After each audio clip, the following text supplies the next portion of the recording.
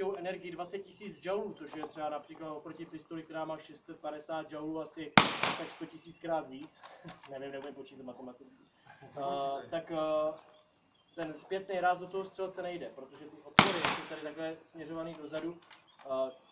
Docilují toho, že střela i hned po opuštění hlavně ty plyny jdou dozadu. Chová se to tak trošku jako raketový motor a vytahává to pušku v ten daný okamžik ze střelce. Chcete vystřelit teda jednou? Jo, můžeme jít vystřelit. Vy se nalekejte, Nabitý, namířit do svého terče, pořádně to držet, pořádně do ramene. Pomalečku táhnout spoušť k sobě. Pořádně do ramene, ať to neskočí ta optika do obličeje. Čo?